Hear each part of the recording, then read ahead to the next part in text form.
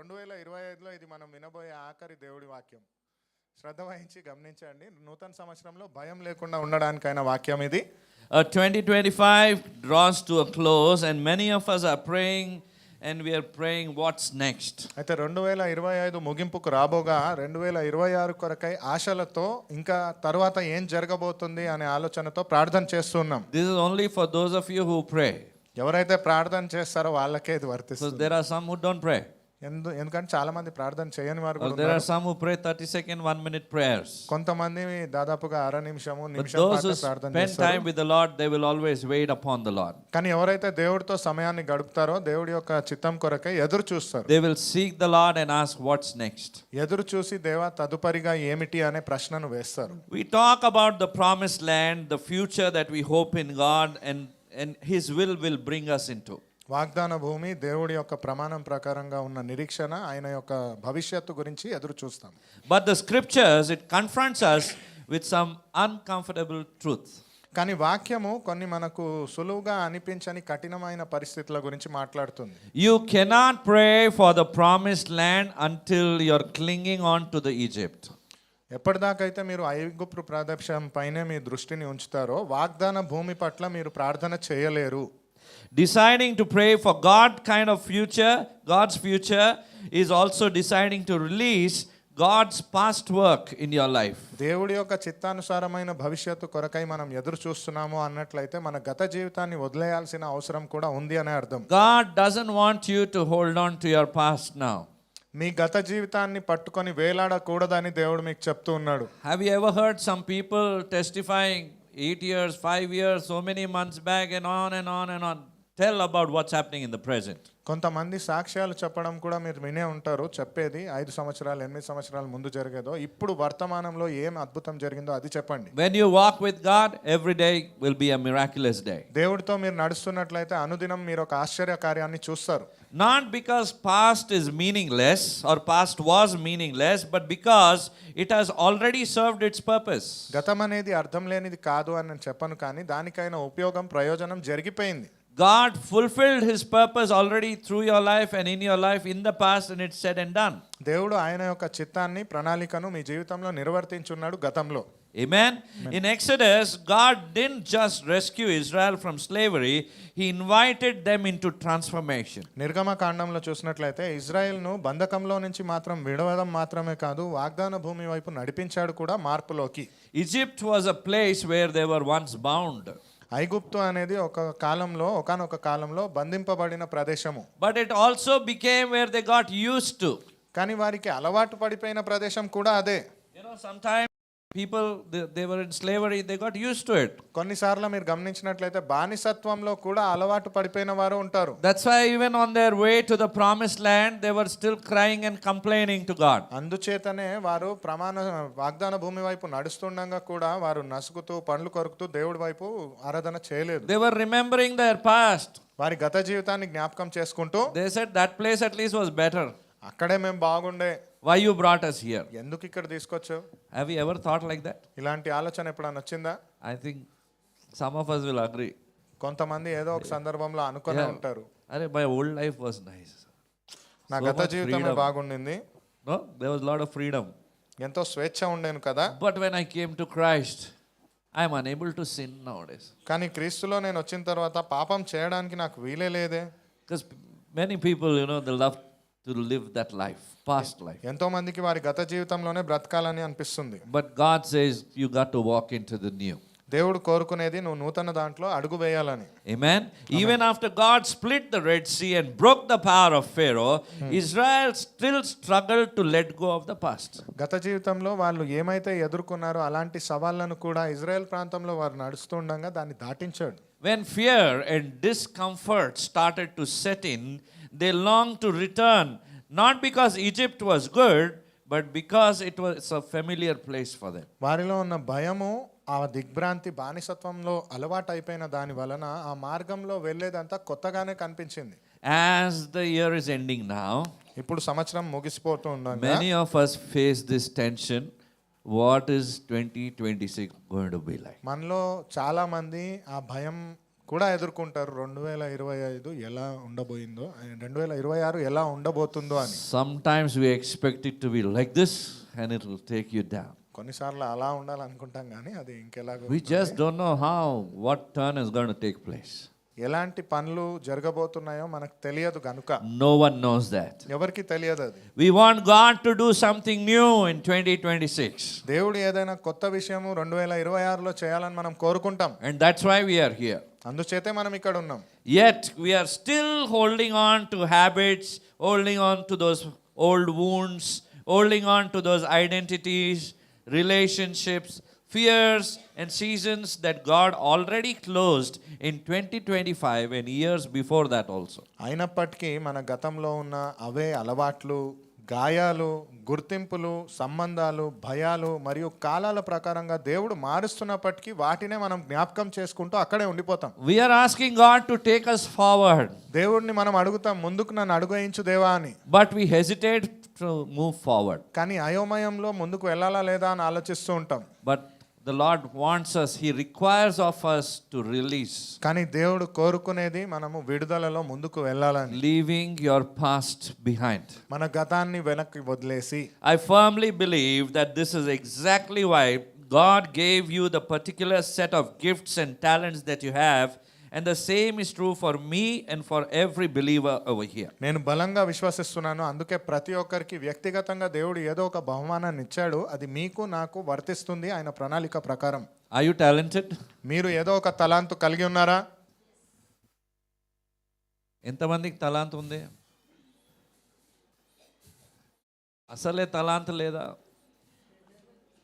బయట కూర్చున్న వాళ్ళకి, the ones who are sitting outside, do you have a talent or no? A talent. Okay, leave talents. A talent. తలాంతులు కాదు కానీ ఏదో ఒక దాంట్లో ఏదో ఒక నైపుణ్యత దేవుడు నాకు ఇది ఇచ్చాడు అనేటట్టుగా God has blessed every person with a talent. దేవుడు ప్రతి ఒక్కరిని ఏదో ఒక నైపుణ్యతతో తలాంతుతో దీవించి ఉన్నాడు. There is not a person on the face of this earth who is without a talent. ఈ భూలోకం మొత్తంలో ఏదో ఒక దానికి పనికిరాని వారు ఎవరు ఉండరు. Hallelujah. The reason why I'm saying this is because we read in God's word in 2 Chronicles chapter 16 verse 9. It says, "For the eyes of the Lord range throughout the earth to strengthen those whose hearts are fully committed to Him." ఎందుకంటే దేవుడి వాక్యం ప్రకారంగా 2వ దినవృత్తాంతము 16వ అధ్యాయము 9వ వచనంలో దేవుడు చెప్పే మాట, యథార్థ హృదయము గలవారిని బలపరచుటకై యెహోవా కను దృష్టి లోకమంతటా సంచారం చేయుచున్నది. Amen. Amen. I believe that this is as not only true when it was first spoken, but it is still true today. ఇది అప్పుడు మాత్రమే సత్యం కాదు, అప్పుడు మాట్లాడినప్పటి నుంచి ఈ రోజుకు కూడా ఇది సత్యముగానే ఉంది.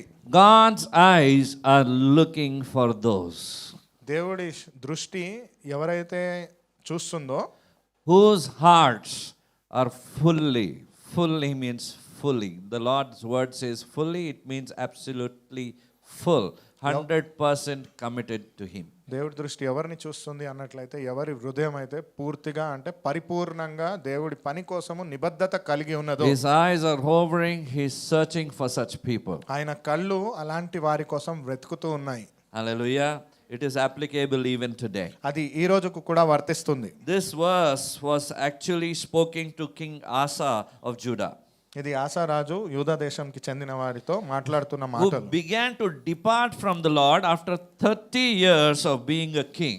30 సంవత్సరాలుగా రాజుగా పాలించిన తర్వాత దేవుడి నుంచి వదిలి వెళ్తున్నప్పుడు మాట్లాడిన మాటలు ఇవి. 2 Chronicles chapter 14 verse 2 says, "He did what was good and right in the eyes of the Lord his God." దేవుడైన యెహోవా దృష్టికి అనుకూలముగాను యథార్థముగాను నడిచిన వాడై. How many years? 30 years. ఎన్ని సంవత్సరాలు ఇది? 30 సంవత్సరాల పాటు. He did the right thing, what is good in the sight of the Lord. దేవుడి దృష్టిలో ఏదైతే సరి అయినదో దాన్ని మాత్రమే చేశాడు. And after 30 years of relationship with the Lord, he begins to have his own way. దేవుడితో 30 సంవత్సరాల పాటు సంబంధం కలిగిన తర్వాత ఆయన సొంత మార్గంలో ఆయన వెళ్ళడం ప్రారంభించాడు. Asa's story reminds us that success in the past is no guarantee of success in the future. ఆసా యొక్క కథ, రాజు అయిన ఆసా యొక్క కథలో గమనించినట్లయితే గతంలో మనం విజయాన్ని సొంతం చేసుకున్నట్లయితే భవిష్యత్తులో కూడా విజయం వరిస్తుంది అనడానికి లేదు. Spiritual accomplishments in the past are no assurance that we will be just as spiritually fruitful and productive in the future. గతంలో జరిగిన ఆధ్యాత్మిక సాధనల వలన భవిష్యత్ కాలంలో మనం ఆధ్యాత్మికంగా ఫలిస్తాము, విజయశీలం అవుతాం అనడానికి ఏదో ఒక ఆధారం లేదు. An ambition is always taken birth sometime or the other, or might be there even now in our hearts. ఒక లక్ష్యం అనేది ఏదో ఒక సందర్భంలో మనకు ప్రారంభం అవ్వచ్చు. ఈ క్షణం కూడా మనం ఏదో ఒకటి సాధించాలనే తపనతో ఉండొచ్చు. And that ambition, if you want to take it further, you have to strongly depend on God. అయితే ఆ లక్ష్యం అనేది మీరు సాధించాలి అన్నట్లయితే బలముగా దేవుడిపైనే ఆధారపడాలి. A feeling that you have deep down within yourself, and you know that you can't do that without God. మీలో లోతైన కోరిక అది లక్ష్యం సాధించాలని, అది దేవుడు లేదు అంటే అసాధ్యమే. And God has called you to do it in His power. కానీ దేవుడు మిమ్మల్ని పిలిచినది ఆయన యొక్క శక్తిలో అది మీరు You చేయాలని. cannot accomplish that in your own strength. మీ సొంత శక్తితో అది సాధ్యము కాదు. Amen. That's why the ambition I want to talk about is a holy ambition that I'm talking about. అందుచేతే ఈ రోజు నేను మాట్లాడుతున్న లక్ష్యం ఏమిటి అనగా అది పవిత్రమైన పరిశుద్ధమైన లక్ష్యం. One that God has birthed in your heart. ఒకటి ఏమిటి అంటే దేవుడు మీ హృదయంలో జననాన్ని తీసుకున్నాడు. There might be only one holy ambition and maybe many unholy ambitions around that. ఒకే ఒక పరిశుద్ధ లక్ష్యం ఉండొచ్చు మీ హృదయంలో, మిగతావన్నీ అపవిత్రమైనవి ఉండొచ్చు. All of those unholy ambitions might be talking to you all the time, day and night, surrounding, but there will be one hidden holy ambition in you that will always keep ringing. Now and then it will be knocking at the door of your heart and mind. దీవారాత్రంలో మీ హృదయంలో అలాంటి అపవిత్రపు ఆశలు, లక్ష్యాలు ఎన్నో మీ దగ్గర చప్పుడు చేస్తూ దేవుడి పట్ల మీ దృష్టిని దూరం చేస్తూ ఉండొచ్చు. What is that one holy ambition? అయితే ఆ ఒక్క పవిత్రమైన లక్ష్యం ఏమిటి? Hallelujah. Is it leaving your Egypt behind? అది మీ యొక్క ఐగుప్తుని వెనక్కి వదిలేస్తుందా? Listen to one thing I want to say today. ఒకటి వినండి ఈ రోజు నేను చెప్పేది. God is willing to divide the seas for you.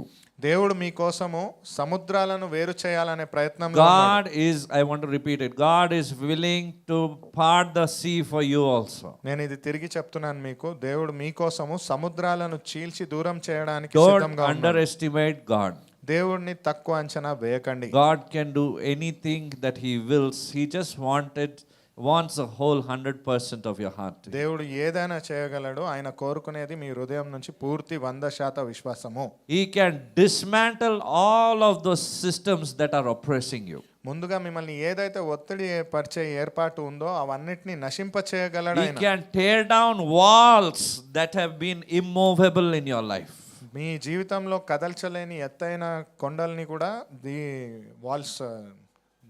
గోడల్ని కూడా దేవుడు చీల్చి వేయగలడు. He can open doors that no one else can open it for you. వేరెవ్వరూ తెరవలేని ద్వారాలను కూడా ఆయన You తెరచివేయగలడు. might be looking to this door, that person, this person. Who is that person and when it will happen? God, you might be asking, but God is asking you today, మీరు are you really looking up to Him?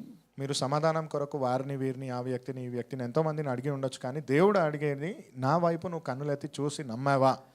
There is one decision that He places in your hands, and that is to leave your Egypt behind. ఆయన ఒకే ఒక నిర్ణయాన్ని మన చేతిలో ఇస్తాడు, అది మన గతంలో ఉన్న ఐగుప్తుని వదిలివేయడానికి. నీ గత జీవితాన్ని వదులుతావా? Will you leave your past life? యేసయ్య చెప్పిన మాట వింటావా? Will you listen to the words of Lord ఆయన Jesus? చూపించిన త్రోవలో నడుస్తావా? Will you walk in the path that Lord has shown you? ఆయన చెప్పిన మాటకి విధేయత చూపిస్తావా? Will you be obedient to the words which He has spoken? సంపూర్ణ హృదయంతో సేవిస్తావా? Will you serve the Lord with all your heart? Amen. Leaving Egypt means choosing not to live anchored to which God has already finished with. ఇది జీవితంలో దేవుడి యొక్క వాక్యాన్ని అంగీకరించడం అంటే గతంలో మీకున్న ఐగుప్తు ప్రదేశాన్ని వదలకుండా ఉండడం కాదు. A dislocated heart and a broken spirit is the first condition for God's greatness in His kingdom. విరిగి నలిగిన హృదయం కూడా దేవుడి రాజ్యంలో ఉండడానికి మొదటిగా ఉండడానికైన లక్షణము. Hallelujah. Anybody with a broken heart? ఎవరైనా విరిగిన హృదయంతో ఉన్నారా? My heart broke today. ఈ రోజు నా హృదయం విరిగింది. Somebody pierced me.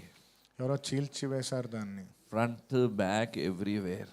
ముందు నుంచి వెనక నుంచి అన్ని రకాలుగా హృదయాన్ని చీల్చి So many ways people have cheated me, Lord. ఎన్నో రకాలుగా జనాలు నన్ను మోసం చేశారు దేవా. మోసం అంటే మోసానికి కింగ్లు కూడా ఉన్నారు ఇక్కడ. చీటింగ్ ఇన్ ద సెన్స్ రాజులు ఉన్నారు. They are all princes and kings in cheating. Hallelujah. The Lord uses such people to break us, to mold us and to use us for his glory. దేవుడు మనల్ని వాడేది విరిగి నలగొట్టినా కానీ ఆయన రాజ్యం కొరకై మనల్ని సిద్ధపరిచి బలపరిచి వాడుకోవడానికే. Amen. Amen. Hallelujah. Nehemiah was living a life of luxury in the palace of the king of Persia. నెహెమయా రాజు ఈ పర్షియా దేశంలో చెందిన రాజ్యంలో చాలా సుఖమైన విలాసవంతమైన జీవితాన్ని జీవిస్తూ ఉండేవాడు. If life were all about personal peace and prosperity, Nehemiah would have gotten A+ rank in that. ఒకవేళ జీవితంలో విలాసవంతంగా సుఖమైన జీవితాన్ని బ్రతకడంలో ఎవరైనా ఉత్తీర్ణమైన స్థానంలో ఉండగలరు అంటే అది నెహెమయా రాజు. We learn that although Nehemiah's body was in Persian capital of Susa, his heart was in Jerusalem. మనం నేర్చుకొని ఉన్నాము నెహెమయా యొక్క శరీరము పర్షియా యొక్క రాజధాని అయిన సూసా ప్రాంతంలో ఉన్నప్పటికీ తన హృదయం మాత్రం యెరూషలేం ప్రాంతానికి చెందినది. Because Jerusalem, it represented God's agenda there. ఎందుకంటే యెరూషలేము దేవుడి యొక్క ప్రణాళికకైనా ప్రతీక.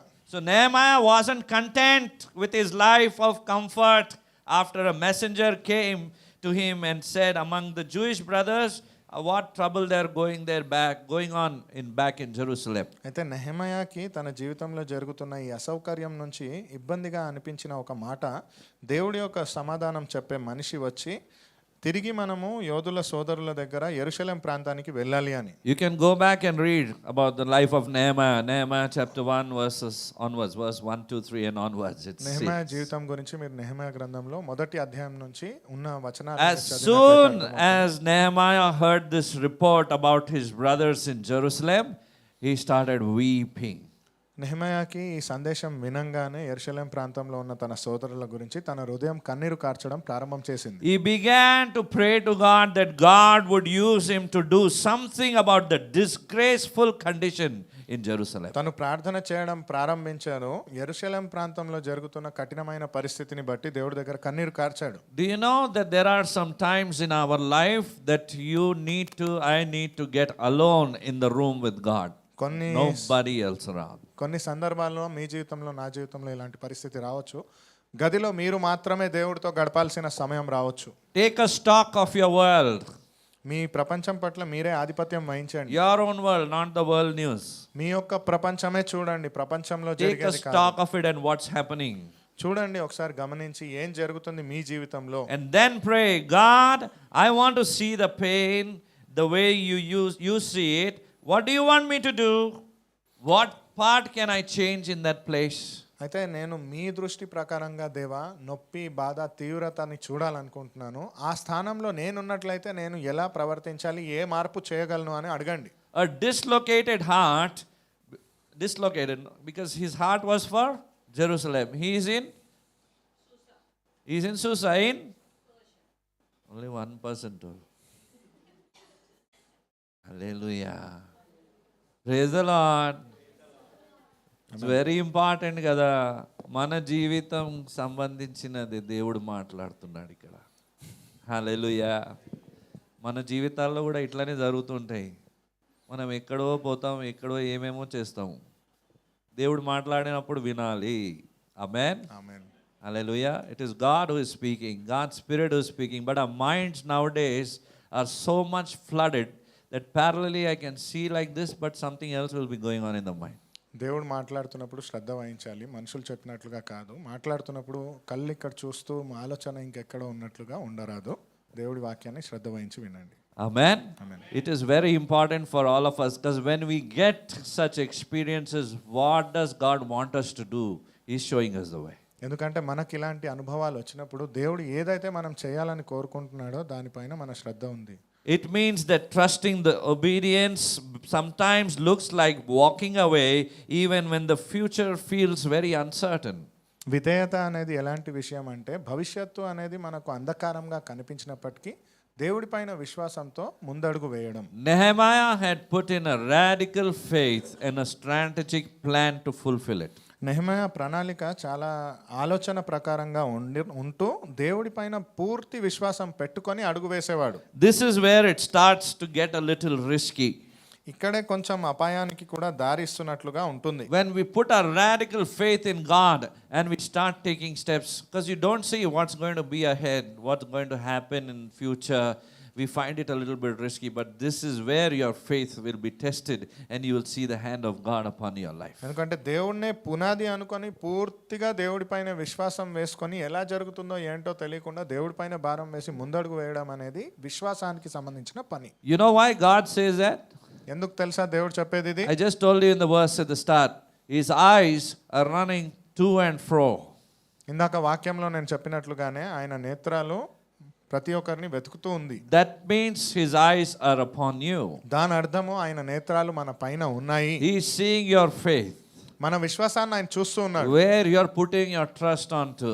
ఎక్కడ మన విశ్వాసాన్ని మనం He is పెడుతున్నామని. seeing what is the plan, what is the steps that you are taking. ఏ ఒక్క ప్రణాళిక ఏ ఒక్క అడుగును మనం చేస్తున్నామో అని. Amen? Amen. Remember that God's eyes are running to and fro through the whole earth looking for someone whose heart is fully his. పూర్తి హృదయంతో ఎవరైతే దేవుడికి అప్పచెప్పుకుంటున్నారో అది ఆయన కోసమే. Someone he can strongly support. Yes, this is my son. Yes, this is my daughter. They will never waver. ఎవరైతే పూర్తి మనసుతో చెప్పగలరో ఈయనే నా కుమారుడు, ఈయనే నా కుమార్తె అని వారి హృదయము తలంపులు ఇటు అటుగా ఉండవు. This means giving whatever you have, personally, corporately, or any other way to help to fulfill his agenda. దీని అర్థము మనం ఏమి ఇవ్వగలమో తెలియదు కానీ పూర్తిగా ప్రయత్నం చేసి ఆయన యొక్క చిత్తాన్ని చేయడానికైన ప్రయత్నం అది. We deal with the past, but we do not dwell in it. మనము గతం గురించి గుర్తు తెచ్చుకుంటాం కానీ గతంలోనే ఉండిపోము. Remember one thing, never dwell in the past. You've been dealt with it. You've been dealt. Don't live in that place. గుర్తు పెట్టుకోండి, గతంలోనే ఉండిపోకండి. మీరు ఆ గతాన్ని దాటేశారు, నివసించి అక్కడే ఉండిపోకండి, దాన్ని దాటేశారు అనే విషయాన్ని అర్థం God చేసుకోండి. never asked Israel to forget Egypt. దేవుడు ఎప్పుడు ఇజ్రాయెల్ ప్రాంతాన్ని ఐగుప్తును మర్చిపోమని చెప్పలేదు. But he did ask them not to return to that place. కానీ తిరిగి అక్కడికి వెళ్ళకు అని దేవుడు చెప్పిన మాటే అది. Amen. Amen. And as this year is ending, అయితే ఈ సంవత్సరం అంతమవుతుండగా God may be asking you the same thing today. దేవుడు కూడా మిమ్మల్ని ఇదే ప్రశ్నను అడుగుతుండొచ్చు. What are you still revisiting that he already has redeemed for you? ఇంకా నువ్వు తిరిగి దేన్ని సందర్శిస్తున్నావు, ఏదైతే దేవుడు నీ కోసం విడిపించి ఉన్నాడో. ప్రభా, నా పాత జీవితం, నా పాత ఉద్యోగము, నా పాత బిజినెస్ ప్రభా, లాస్ట్ ప్రభా, ఇక్కడ ₹1,00,000 రావాలి, ఆయన నాకు ఇవ్వాలి, ఆయన దగ్గర వెళ్తా నేను. Lord, my past life, past situations, past business, Lord, somebody owes me ₹1,00,000. I want to go there.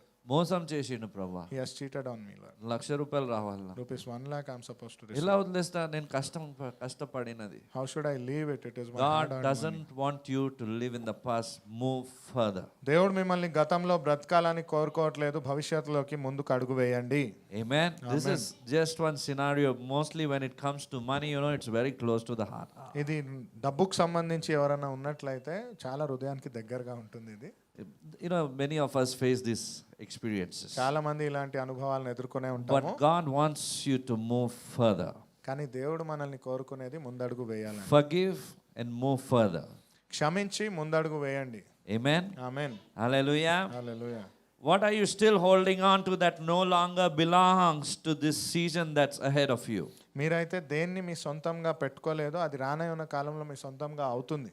There's a greater season, a better season that is waiting for you in this coming year. రానయ్య ఉన్న మెరుగైన కాలము, మెరుగైన విషయాలు రానయ్య ఉన్న సంవత్సరాలలో ఉన్నాయి. So don't dwell in your past. కాబట్టి గతంలో నివసించకండి. Amen.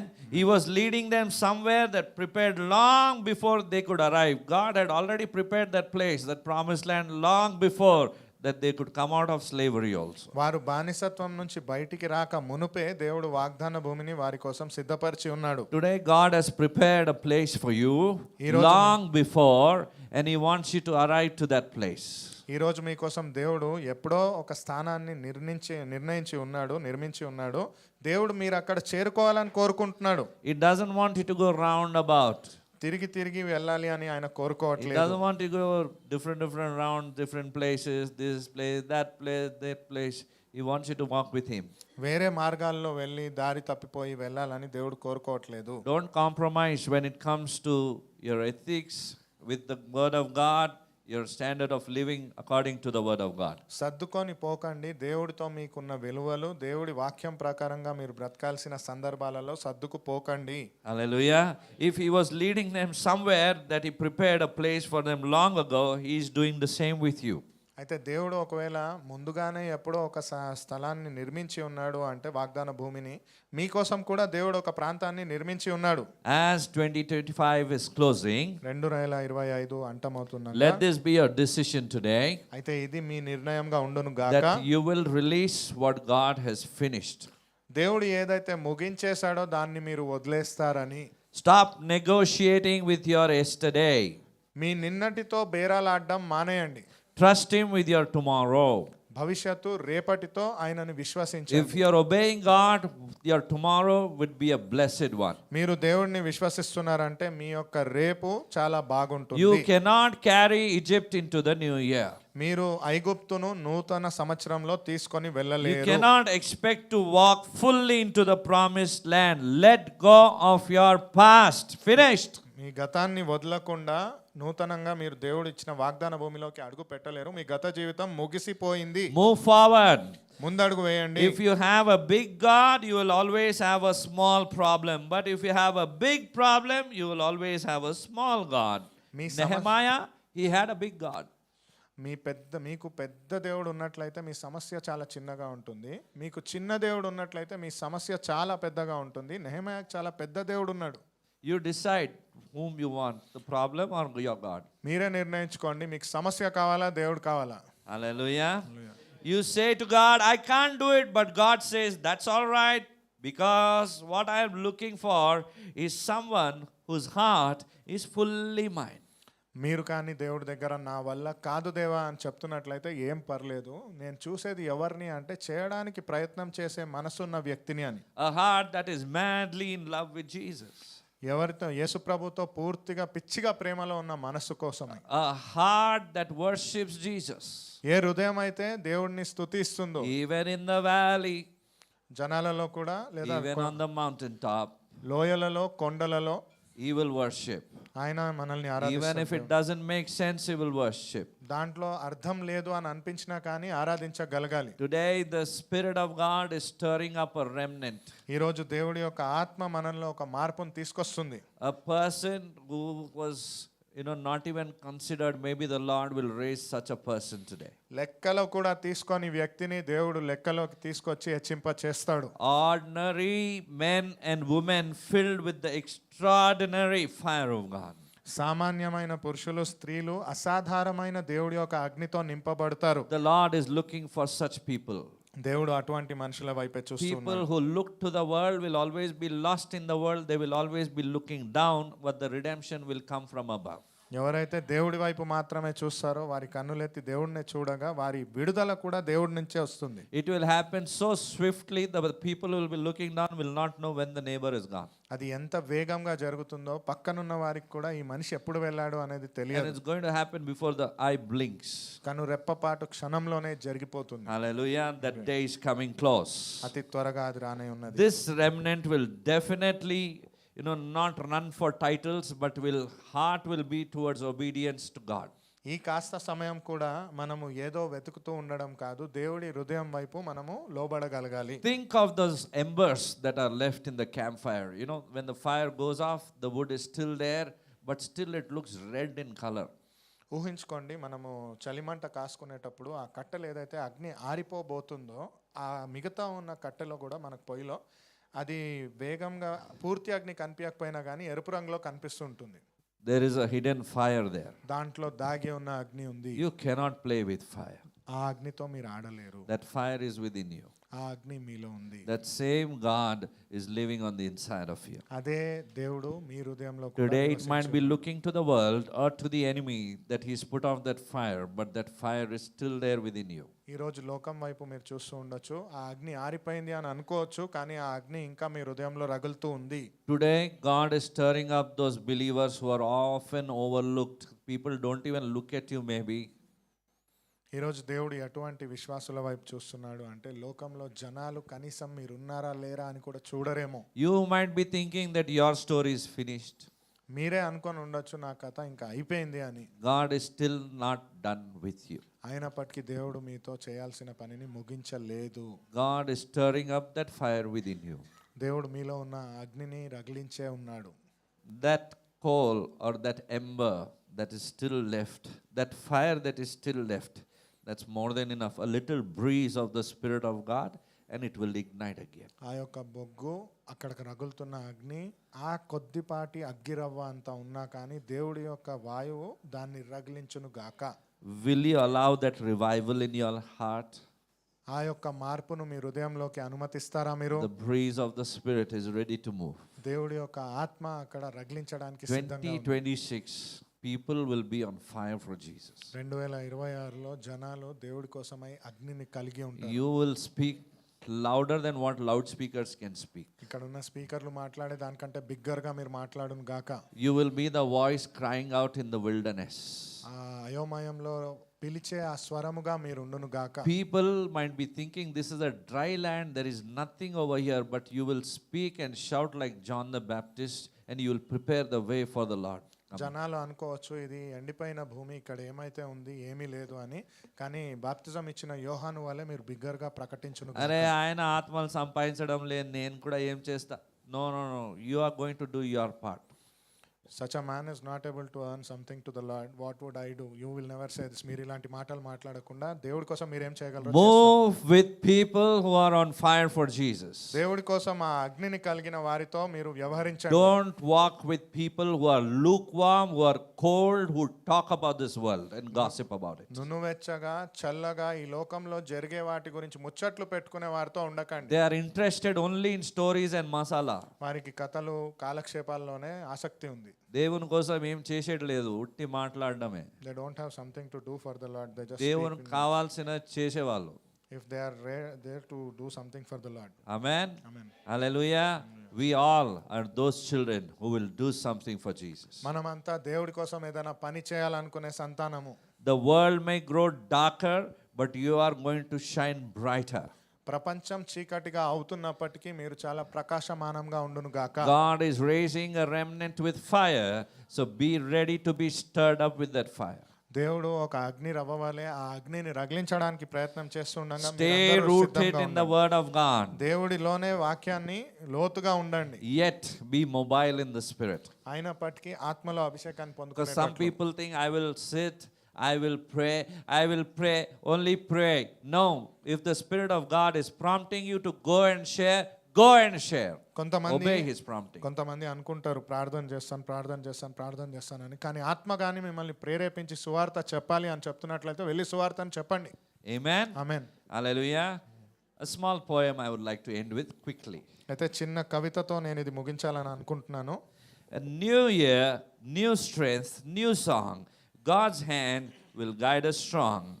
కొత్త సంవత్సరం, కొత్త శక్తి, కొత్త గీతం, దేవుని చెయ్యి నడిపించును మన సత్యమంతం. New hope, new joy, new cheer. His love will guide us near. కొత్త ఆశ, కొత్త ఆనందం, కొత్త వెలుగు, ఆయన ప్రేమ కాపాడును ప్రతి అడుగు. New dreams, new faith, new start. His spirit fills each heart. కొత్త కలలు, కొత్త విశ్వాసం, కొత్త ఆరంభం, ఆయన ఆత్మ నింపును హృదయాంతరం. New courage, new wisdom, and new ways. His mercy crowns our days. కొత్త ధైర్యం, కొత్త జ్ఞానం, కొత్త మార్గం, ఆయన కృపా కిరీటం ప్రతిరోజు భాగ్యం. New light, new peace, new grace. His presence shines in every place. కొత్త శాంతి, కొత్త కృప, కొత్త కాంతి, ఆయన సన్నిధిని వెలిగించును ప్రతి ఒక్క గృహాన్ని. New year, new journey, new call. God's blessings rest upon us all. కొత్త సంవత్సరం, కొత్త పయనం, కొత్త పిలుపు, దేవుని ఆశీర్వాదం అందరిపైన విరువును. If you believe it, say amen. మీరు ఇది నమ్మినట్లయితే ఆమేన్ చెప్పండి. Hallelujah. Let's all join our hearts in prayer today. దేవుడిలో ప్రార్థనలో మన హృదయాలను అంగీకరిద్దాం. We pray that the grace and the peace of God be with us all. నీ యొక్క కృప, నీ యొక్క ప్రేమ మా అందరితో ఉండును గాక We దేవా. pray that the blessing of God rest upon us all. మేము ప్రార్థిస్తున్నాం దేవా మీ యొక్క ఆశీర్వాదం అందరిపైన ఉండును గాక. We pray, Lord, new dreams, new faith, new start, and your spirit, Lord, will overflow in each and every one of our మేము hearts. ప్రార్థిస్తున్నాం దేవా కొత్త కలలు కొత్త ఆంక్షలు కొత్తగా మీ ఆత్మ ప్రతి ఒక్కరి పైన ప్రవహించును గాక. And that fire which is hidden within, O Lord, మాలో దాగి ఉన్న ఆ అగ్ని నా తండ్రి it will begin to grow now. రగిలించడం ప్రారంభమవును గాక ఇప్పుడు. And breathe your spirit, O Lord, me Father. యొక్క ఊపిరి ఆ ఆత్మలో నింపండి ప్రభువా. The breath of your spirit, O Lord, will ignite every person on fire in the name of Jesus. మీ ఆత్మ యొక్క ఊపిరి ప్రతి ఒక్క వ్యక్తిని యేసునామంలో రగిలించును నా తండ్రి. In Jesus' mighty name we pray, and all of God's children say, శ్రేష్టమైన యేసుక్రీస్తు నామంలో ప్రార్థిస్తూ ఆమేన్. Amen. Hallelujah. We move further into the service now. ఆరాధనలో ఇంకా మనం ముందుకు వెళ్ళబోతున్నాం. As we are moving into the time of communion, బలారాధనలో మనం అడుగు వేయబోతుండగా today it's important for all of us ఈరోజు మనందరికీ చాలా ముఖ్యం ఇది. to come to the cross సిలువ దగ్గరికి రావడము, and ask forgiveness క్షమాపణ అడగడము, and walk into the new year నూతన సంవత్సరంలో అడుగు పెట్టడము, with the newness of the Lord. దేవుడి యొక్క నూతన తత్వంలో. Today, as you partake at the table, may the Lord renew your spirit. ఈరోజు బలారాధన మీరు పొందుకుంటుండగా మీ ఆత్మను నూతనంగా ఆయన నూతనపరచును గాక. Repent of your past. Repent and finish your account within this year, whatever might be your sin. మీ గతంను గురించి పశ్చాత్తాపడి మీ యొక్క ఖాతాను ఏదైతే పాపం ఉందో అది ఇక్కడే క్షమాపణ చెప్పి Whatsoever sin, Jesus' blood is only able to wash away that sin. ఎటువంటి పాపం ఉన్నా కానీ ఆ పాపాన్ని కడిగివేయగలిగిన శక్తి యేసు ప్రభు రక్తానికి మాత్రమే ఉంది. Amen. ఆమేన్.